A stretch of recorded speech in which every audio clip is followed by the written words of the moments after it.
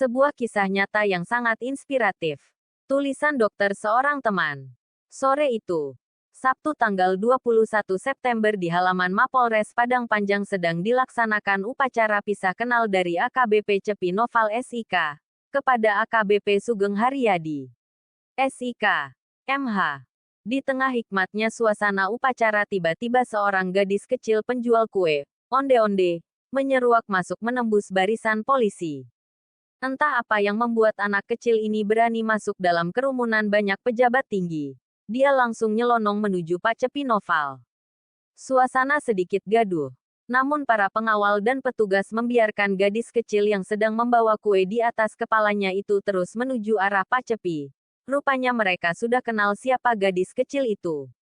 Ketika keduanya sudah saling berdekatan, suasana hening namun juga tegang. Semua menunggu apa yang akan terjadi, termasuk para wartawan dan jurnalis yang siap mengabadikan momen itu.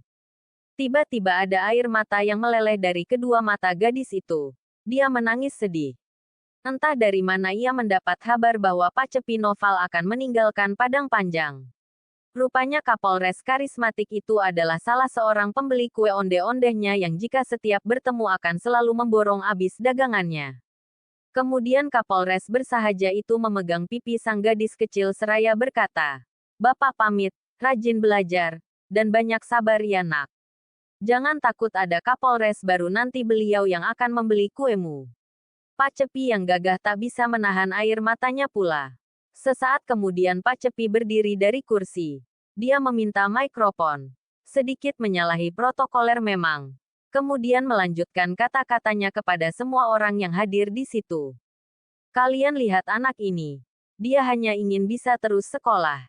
Jualan kue berangkat pagi buta. Setelah itu dia sekolah dan siang hari kembali ia merajut mimpi dengan berjualan lagi." Suara Pak Cepi mulai serak, tersendat namun tetap menggelar. Semua terdiam dan tak sedikit yang matanya juga sebab terutama ibu-ibu Bayangkari. "Setelah saya pergi saya harap kalian meneruskan tugas saya membeli dagangannya.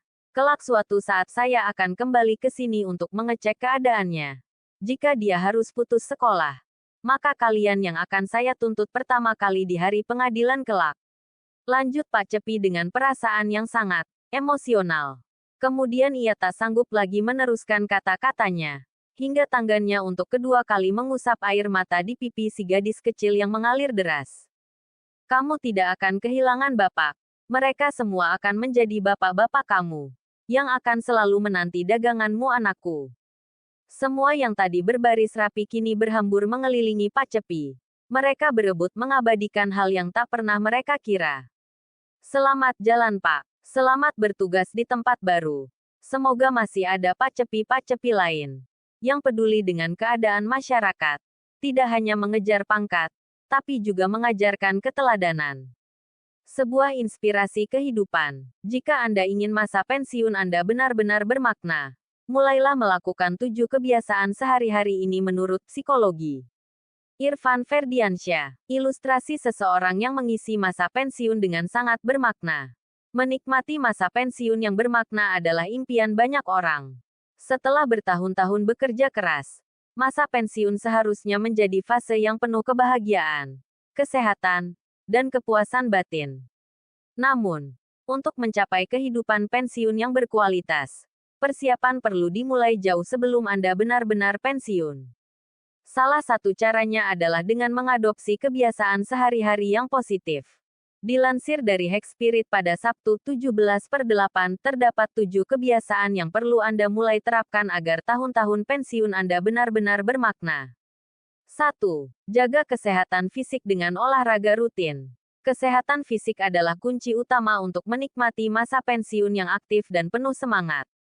Olahraga rutin, seperti berjalan kaki, bersepeda, atau yoga, dapat membantu menjaga kebugaran tubuh dan mencegah berbagai penyakit degeneratif. Mulailah dengan olahraga ringan yang Anda nikmati dan secara perlahan tingkatkan intensitasnya. Menjaga tubuh tetap aktif juga dapat meningkatkan suasana hati, mengurangi stres, dan memberikan energi positif. 2. Tetap terlibat secara sosial. Salah satu risiko terbesar dalam pensiun adalah perasaan kesepian dan isolasi. Untuk menghindarinya, sangat penting untuk tetap terlibat dalam kegiatan sosial, bergabung dengan komunitas, mengikuti kegiatan keagamaan, atau bahkan sekadar bertemu dengan teman-teman secara rutin dapat membantu menjaga kesehatan mental dan emosi. Mempertahankan hubungan sosial yang positif juga dapat memberikan rasa tujuan dan makna dalam kehidupan sehari-hari.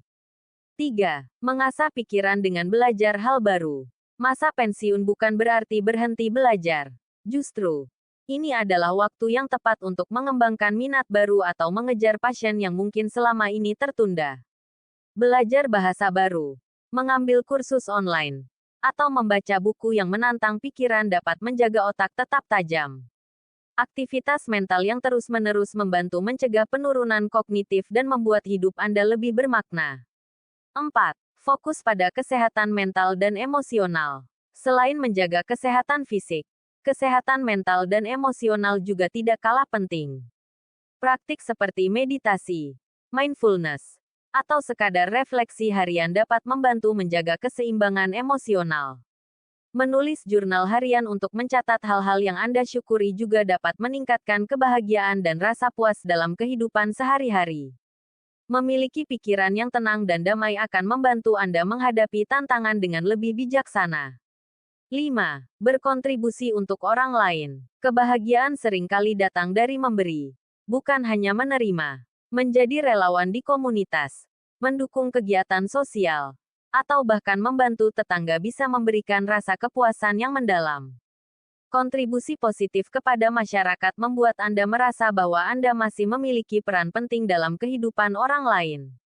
Ini juga memberikan rasa kebermaknaan dan menambah semangat dalam menjalani hari-hari Anda. 6. Atur keuangan dengan bijak. Keuangan yang stabil adalah salah satu fondasi penting untuk menikmati masa pensiun tanpa stres. Memiliki rencana keuangan yang matang, termasuk mengatur pengeluaran, menabung, dan berinvestasi, dapat memberikan rasa aman di masa pensiun. Pertimbangkan untuk berkonsultasi dengan penasihat keuangan agar Anda bisa merencanakan keuangan dengan lebih baik.